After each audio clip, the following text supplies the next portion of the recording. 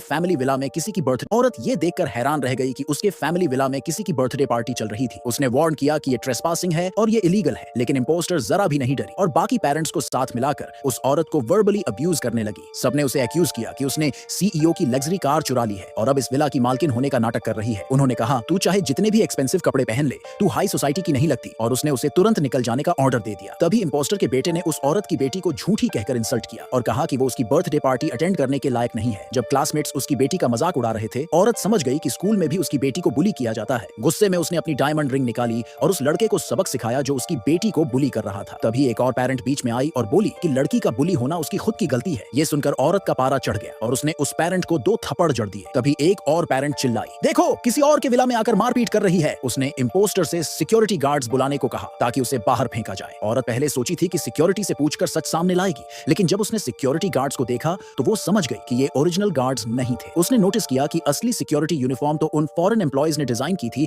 जिन्हें उसने हायर किया था। इसका मतलब था कि इंपोस्टर ने बाहर से सिक्योरिटी बुला ली थी। लेकिन बाकी पेरेंट्स इंपोस्टर को ही असली मालकिन मान रहे थे और औरत पर सीईओ की वाइफ को डिफेम करने का इल्जाम लगाने लगे। इंपोस्टर ने अपना झूठ बचाने के लिए सिक्योरिटी गार्ड्स को औरत पर हमला करने का ऑर्डर दे दिया, लेकिन औरत झट से चिल्लाई, रुको। उसने बताया कि ये विला सीईओ की बहन मैनेज करती है तो वो खुद उसे कॉल करेगी। लेकिन जैसे ही उसने सीईओ की बहन को कॉल किया, कॉल नहीं लगी। बाकी पेरेंट्स हंसने लगे, देखो इसका झूठ पकड़ में आ गया, इसका मतलब इसको सीईओ की बहन का नंबर तक नहीं पता। तभी इंपोस्टर ने भी सीईओ की बहन को कॉल किया और फोन उठते ही सीईओ की बहन ने उसे सिस्टर इन लॉ के नाम से विश किया और उसके बेटे को भी बर्थडे विश भी किया। औरत दंग रह गई, ये कैसे हो सकता है? असल में इंपोस्टर का हस्बैंड सीईओ का ड्राइवर था और सीईओ की बहन का ड्राइवर से अच्छा रिलेशन था, इसलिए उसने बिना सोचे उसे विश कर दिया। अब सब पेरेंट्स औरत को फ्रॉड कहने लगे। तभी उसकी बेटी ने चिल्लाकर कहा, सीईओ की बहन मेरी बुआ है, लेकिन कोई उसकी बात मानने को तैयार नहीं था। औरत ने सोचा कि शायद उसकी बहन बिजी होगी तो उसने दोबारा कॉल करने का सोचा, लेकिन इंपोस्टर ने झट से उसका फोन छीनकर जमीन पर पटक दिया और तोड़ दिया। फिर उसने एक डंडा उठाया और बोली, अब तुझे सबक सिखाना पड़ेगा। इंपोस्टर ने लड़की पर चोरी का इल्जाम लगाया और कहा कि वो स्कूल में भी चोरी करती है। औरत ने गुस्से में डंडा छीन लिया और सिक्योरिटी गार्ड्स को पीछे हटने को कहा। बाकी पेरेंट्स इंपोस्टर को खुश करने के लिए लड़की पर झूठे इल्जाम लगाने लगे। उन्होंने कहा, जब सीईओ आएंगे तो तुम्हारी सच्चाई सामने आएगी। लेकिन औरत को कोई टेंशन नहीं थी। उसने कहा, ठीक है, सीईओ को बुलाओ। इंपोस्टर को डर था कि उसका सच सामने आ जाएगा, इसलिए उसने जल्दी से टीचर की तरफ इशारा किया। टीचर ने इंपोस्टर से पहले ही गिफ्ट ले लिया था, इसलिए अब वो उसका साथ देने को मजबूर थी। टीचर ने झूठ बोलते हुए कहा, हाँ मैंने खुद इसे चोरी करते देखा था। फिर उसने लड़की से जबरदस्ती कबूल करवाने की कोशिश की। लड़की ने सफाई देने की कोशिश की, लेकिन टीचर ने उसकी बात मानने से इनकार कर दिया। उसने कहा, मैंने इसे इंपोस्टर के बेटे का सफायर नेकलेस अपने बैग में रखते देखा था। तभी इंपोस्टर के बेटे ने भी कंफर्म किया, हाँ इसने मेरी चीजें चुराई हैं, ये हमारी स्कूल के लायक नहीं है। बाकी क्लासमेट्स भी हंसने लगे और बोले, इसे हमारी स्कूल से निकाल दो। औरत जानती थी कि उसकी बेटी बेगुनाह है। उसने टीचर से पूछा, तुम ये सब बोल कैसे सकती हो? इंपोस्टर के दबाव में आकर टीचर ने लड़की को जोर से धक्का दिया। लड़की नीचे गिर गई और तभी उसके बैग से सफायर नेकलेस बाहर